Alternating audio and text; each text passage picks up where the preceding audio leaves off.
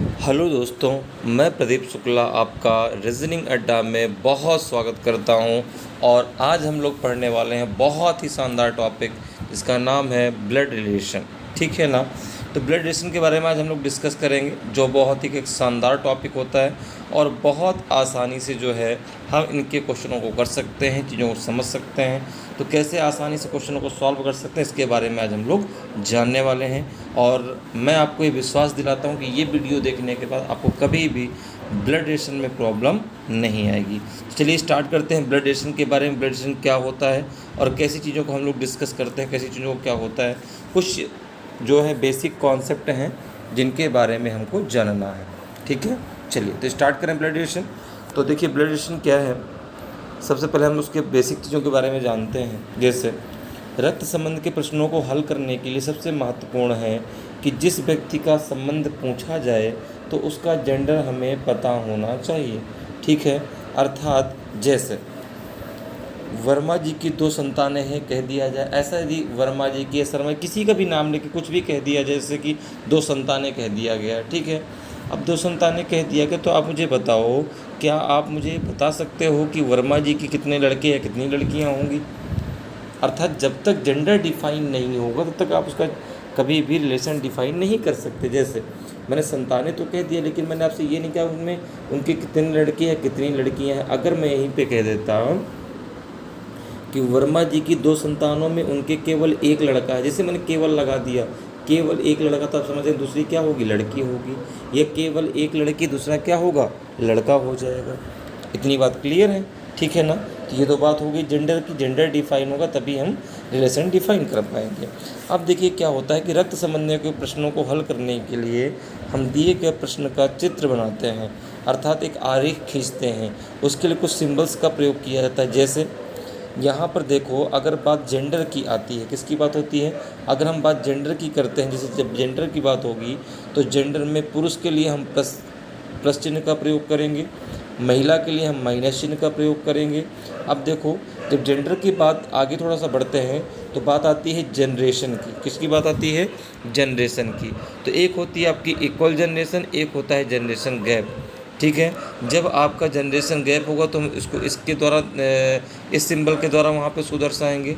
जब generation equal होगी तो उसको इस सिंबल के द्वारा दर्शाते हैं। ठीक है ना। एक रिश्ता होता है आपका पति पत्नी का रिश्ता।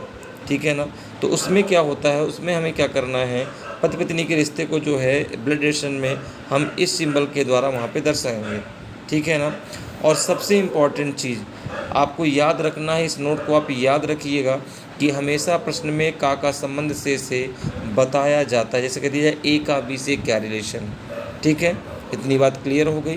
बेसिक जानकारी अब क्लियर हो गई, कैसे कैसे किस सिंबल का प्रयोग हम जो है उस आरेख को बनाने में करेंगे। ठीक है।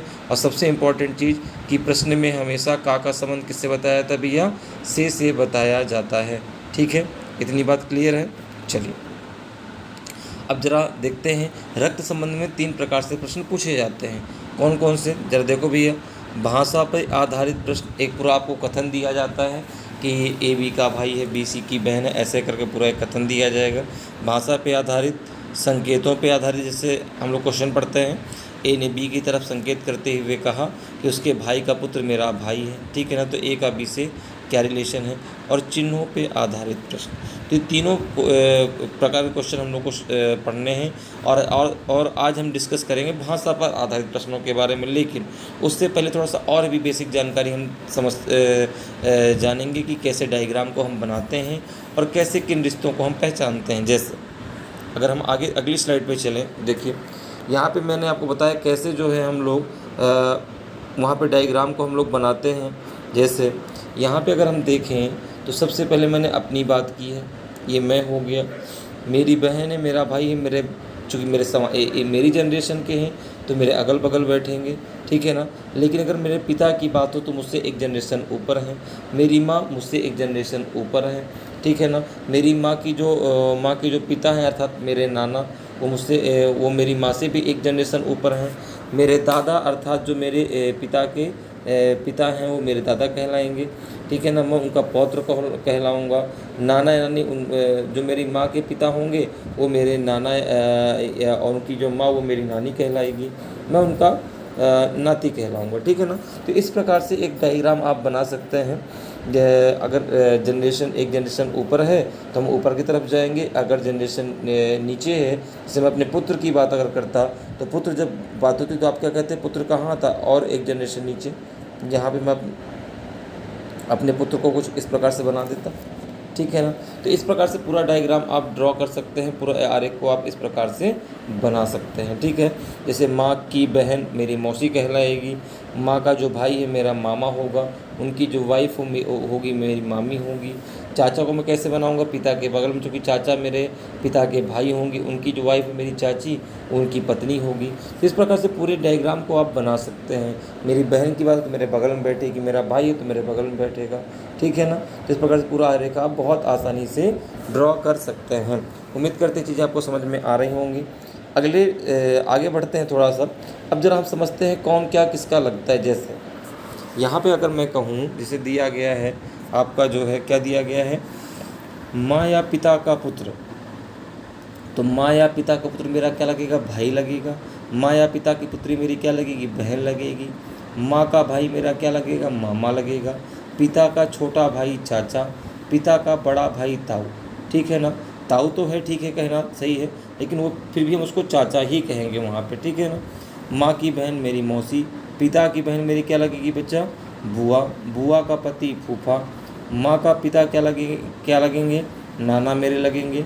और पिता का पिता, पिता के जो पिता हैं मेरे क्या लगेंगे, वो मेरे दादा लगेंगे, ठीक है ना। आगे जब हम देखते हैं, देखो क्या है, माँ की माँ नानी लगेगी, पिता की माता दादी लगेगी। पुत्र की जो मेरी पत्नी है वो मेरी पुत्र वधू लगेगी। अब पुत्री का जो मेरी पुत्री, उसका जो पति मेरा क्या लगेगा, दामाद, मैं उसका ससुर लगूंगा। पत्नी की बहन मेरी साली लगेगी, मैं उसका जीजा या बहनोई लगूंगा। पति की बहन ननद, पत्नी का भाई साला, पति का भाई जेठ, ठीक है ना। और पति का छोटा भाई देवर, भाई का पुत्र भतीजा, और भाई की पुत्री भतीजी लगेगी। भाई जो आपके भाई हैं उनकी जो पुत्री है वो भतीजी, और उसका जो पुत्र है वो भतीजा। पत्नी या पति का पिता ससुर, पत्नी का पिता या पति का जो पत्नी या अगर पत्नी का पिता है तो आपकी पत्नी के जो हैं उनके जो पिता हैं वो आपके ससुर, और आपके जो पिता हैं वो आपकी पत्नी के ससुर लगेंगे, ठीक है। इतनी बात क्लियर है। अब अगर और आगे देखें, ठीक है, आगे अगर हम बात करते हैं तो ये तो हो गया, ठीक है ना, कि पत्नी या पति की माता क्या लगेगी, सास लगेगी।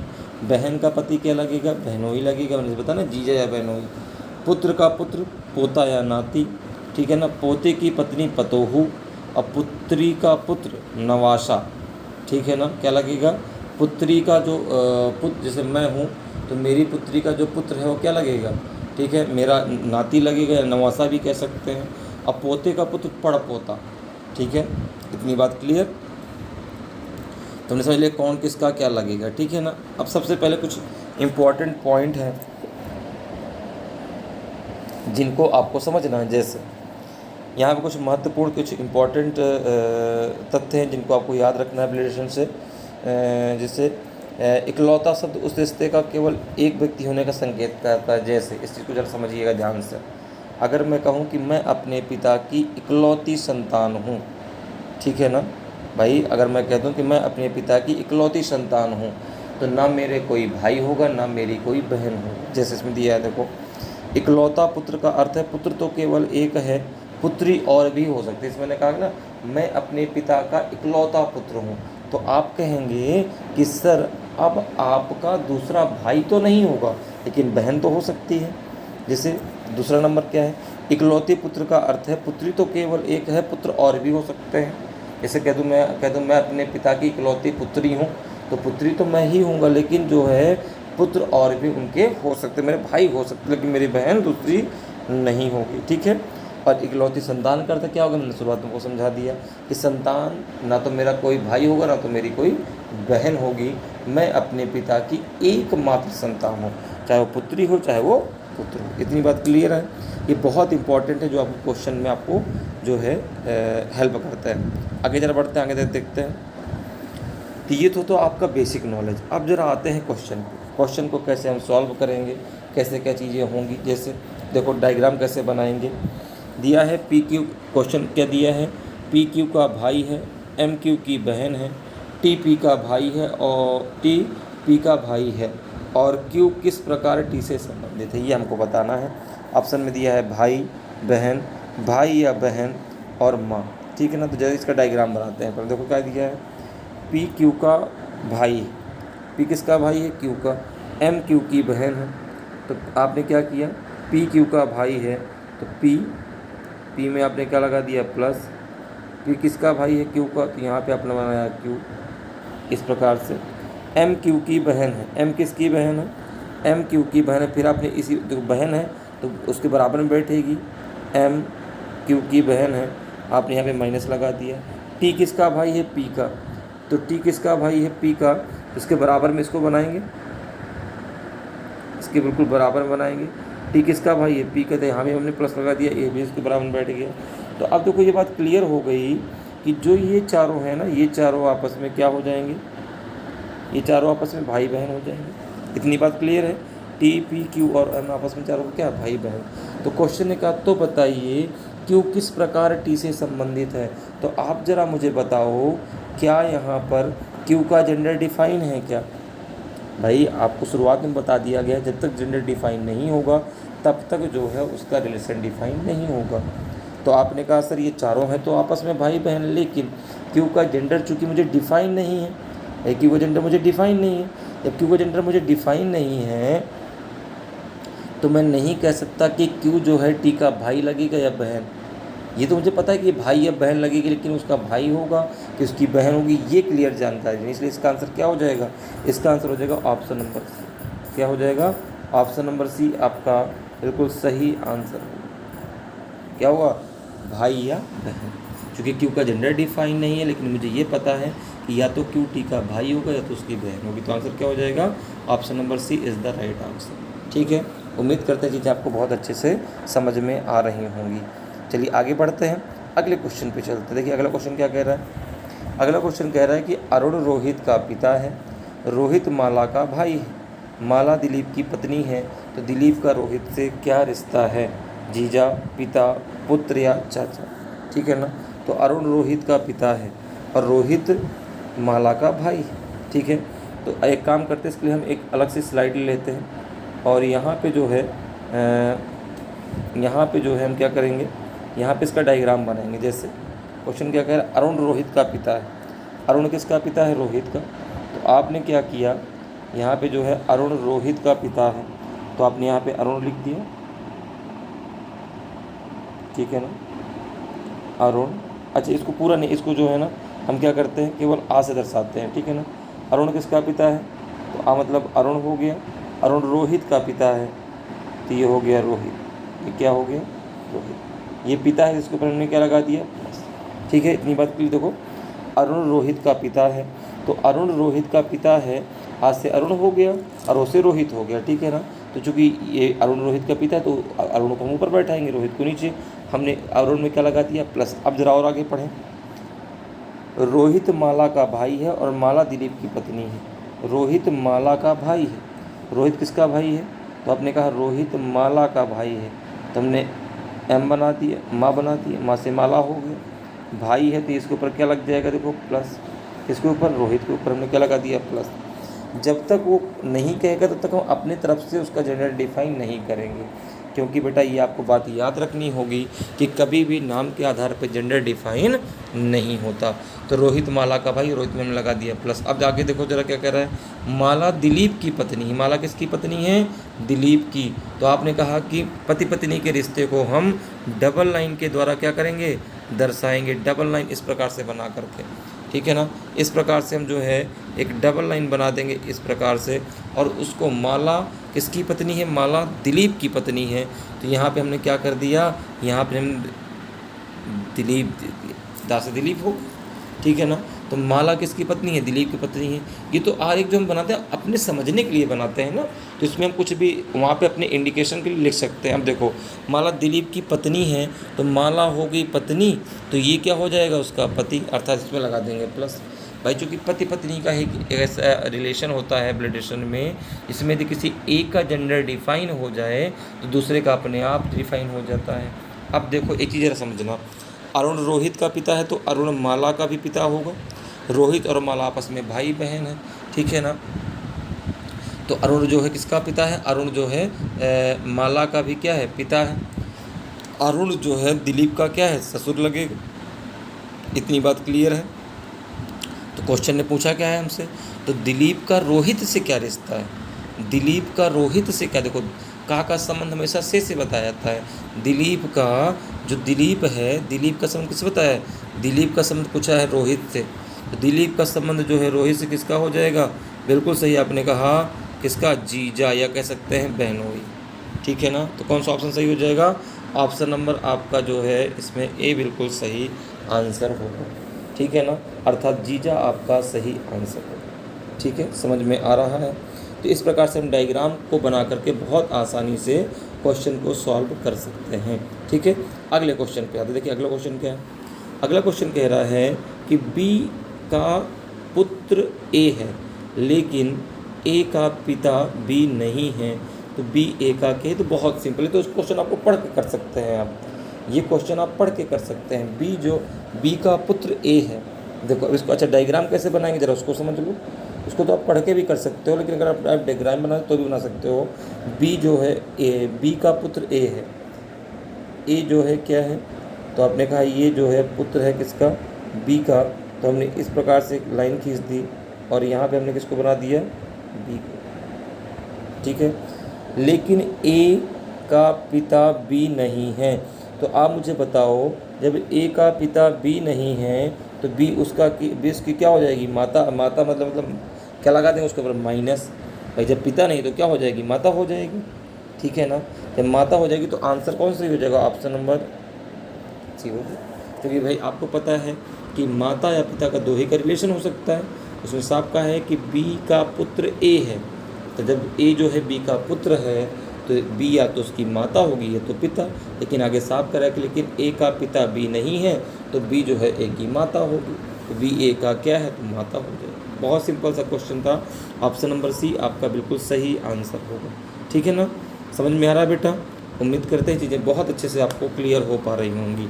अगले क्वेश्चन पे आते हैं। देखिए अगला क्वेश्चन क्या कह रहा है, ए बी का भाई है, सी ए की माँ है, डी सी का पिता है, ई बी का पुत्र है, तो बताइए कि ए से डी का क्या संबंध है, पुत्र, पौत्र, नाना या पितामह, ठीक है ना।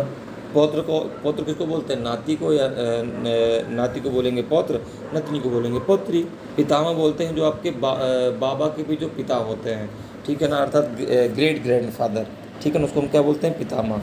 अब जैसे इसका डायग्राम बना लेते हैं, जैसे कह रहा है ए बी का भाई है, तो ज़रा हम एक नई स्लाइड ले लेते हैं और यहाँ पे हम बहुत आसानी से क्वेश्चन जो है यहाँ पे हम लोग जो है अपने डायग्राम को बना सकते हैं। जैसे क्वेश्चन क्या कह रहा है, क्वेश्चन ज़रा देखें, ए बी का भाई, तो आपने क्या किया, ए जो है बी का भाई है तो आपने यहाँ पे बना दिया ए, और क्या कह रहा है, सी ए की माँ है, तो आपने यहाँ पे बनाया ए, बी का भाई है, एक ऊपर लगा दिया प्लस, यहाँ पे लगा दिया, यहाँ पे बना दिया आपने, यहाँ पे बना दिया क्या आपने, ठीक है। अब आगे ज़रा देखें, सी ए की माँ है, सी किसकी माँ है बच्चे, सी ए की माँ है, तो सी को हमने बना दिया यहाँ पर, ठीक है ना, सी को हमने बना दिया यहाँ पर, सी को हमने लगा दिया माइनस। अब आगे ज़रा देखें क्या कर रहे हैं, सी ए की माँ है, डी सी का पिता है, डी किसका पिता है, अच्छा ज़रा एक काम और करते हैं, तो ज़रा और नीचे बनाते हैं ना, ताकि जो है ये चीज़ों को अच्छे से कर सके। ज़रा फिर से थोड़ा सा और नीचे से स्टार्ट करते हैं ताकि हम आसानी से क्वेश्चन को कर सकें। यहाँ से स्टार्ट करें, ए जो है वह बी का भाई, आपने कहा इस प्रकार से बन जाएगा। सी जो है वह ए की माँ है, तो सी जो है जब ए की माँ है ना, तो सी आपके बी की भी माँ होगी। इतनी बात क्लियर है। फिर कह रहा है कि जो डी है वह सी ए की माँ है, डी सी का पिता है। डी किसका पिता है भैया, तो डी जो है वह सी का भी पिता है। डी के ऊपर आप क्या लगा देंगे, प्लस, ठीक है ना। डी के ऊपर क्या लगा देंगे आप, प्लस लगा देंगे, ठीक है ना। क्या लगा देंगे, तो आपने कहा डी जो है वह सी का पिता है, तो डी के ऊपर हमने लगा दिया प्लस, ऐसे बनाते हैं ऐसे, और ये डी का प्लस, ठीक है। ये क्या लगा दिया प्लस, ठीक है। अब क्या कर रहा है, देखो डी सी का पिता है, बन गया इस प्रकार से। अब क्या कर रहा है, ई बी का पुत्र है, ई बी का पुत्र है, ई किसका पुत्र है, बी का, तो आपने इस प्रकार से बनाया। और यहाँ पे आपने कहा ई जो है किसका पुत्र है, तो आपने कहा ई जो है बी का पुत्र है, इस प्रकार से बना देंगे, ठीक है ना। अब एक चीज़ मुझे बताओ कि जब ई बी का पुत्र है तो यहाँ पर देखें ई के ऊपर हम क्या लगा देंगे, ई के ऊपर हम प्लस लगा देंगे, और ये इस प्रकार से हमारा बन जाएगा, ठीक है। इसको हमने एक जनरेशन और नीचे क्या कर दिया, बना दिया। अब जरा देखें क्वेश्चन क्या पूछ रहे हैं, तो ये देखिए ए का डी से क्या सब। अब देखो ये क्वेश्चन तो लास्ट में ये लाइन तो ऐसे दी गई थी, ई बी का पुत्र है, क्योंकि इसका क्वेश्चन से कोई रिलेशन नहीं। क्वेश्चन पूछ रहा है ए का डी से क्या रिलेशन है। अगर हम केवल इतना डायग्राम बनाने तो हमारा आंसर आ जाएगा। देखो ए का डी से क्या रिलेशन है, तो आप बताएंगे कि ए की माँ सी है, सी का पिता डी है, तो जो माँ का पिता होता है वो क्या लगता है, नाना, अर्थात जो डी है वह ए का क्या लगेगा, नाना, ठीक है ना। ए का क्या लगेगा, नाना, तो ए क्या लगेगा उसका, नाती लगेगा। क्या लगेगा, नाती, अर्थात पौत्र लगेगा। क्या लगेगा, पौत्र, क्योंकि ए का संबंध किससे पूछा है, डी से, डी का नहीं पूछा, तो डी उसका नाना लगेगा, लेकिन ए उसका क्या लगेगा, नाती पौत्र लगेगा, ठीक है। जैसे यहाँ पे ई का पूछता तो क्या लगता, जिसे हम कहते हैं पड़पोता, ठीक है ना।